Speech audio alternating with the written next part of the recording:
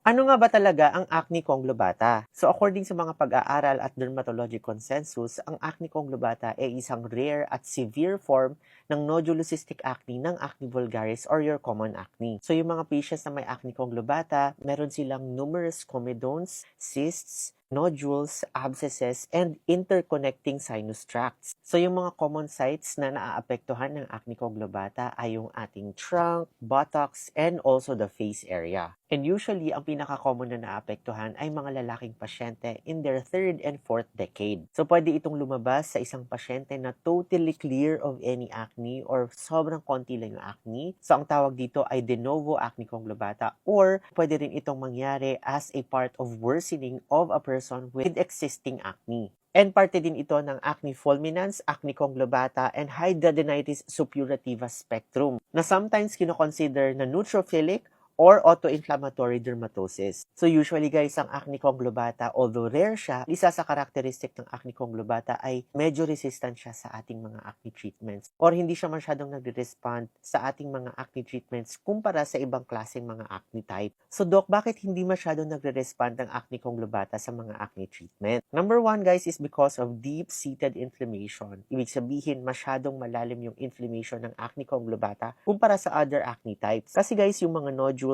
and yung mga sinus tracts sa acne conglobata ay nag-i-involve ng ating mga deep dermis and also our subcutis kung saan yung ating mga anti-acne skincare na mga topicals or pahid ay hindi makapenetrate effectively. Number two guys is high neutrophilic infiltration and autoinflammatory activation. Ibig sabihin guys, kung titingnan natin itong mga nodules na ito and mga sinus tracts na yan sa microscope, makikita natin na napakadaming neutrophils po ang pumapasok sa mga tissue natin dito.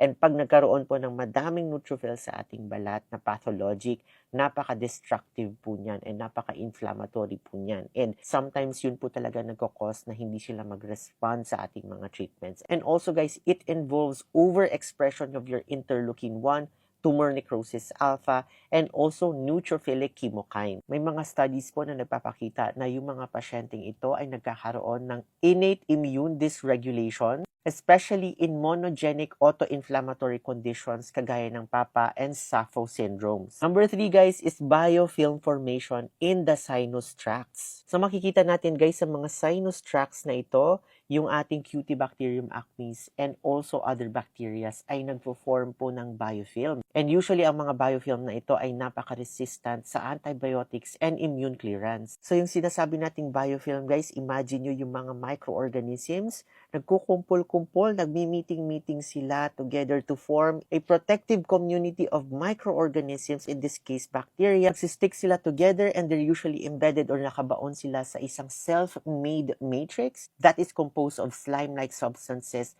made of polysaccharides, proteins, and DNA. And dahil napaka-sticky and mahirap i-clear yung mga biofilms na ito, usually they are the source of chronic immune triggers. Kaya po pabalik-balik usually ang acne conglobata. Number 4 guys ay hormonal sensitivity. So yung apektadong pasyente guys, yung mga sebaceous glands nila, napaka-hyperreactive po sa presence ng androgens. And dahil dito nagkakaroon po ng overproduction or napakaraming production ng sebum or oil. And guys, ayaw na ayaw talaga ng balat natin ang sebum. And in the presence of excess sebum, mas lalong nagiging inflammatory yung affected area. And also guys, yung Cutibacterium acnes and mga microorganisms na nagkukos po ng acne, ang kinakain po talaga nila ay yung sebum or yung oil natin. So mas maraming sebum, mas maraming mga microorganisms, and mas lalong magiging malala ang inflammation. So ayan guys, ito ang part 1 ng ating acne conglobata. Sa next video, i-discuss natin kung paano usually tinitreat ang acne conglobata at ilang porsyento usually ang response with each treatment na ating binibigay sa patient na may acne conglobata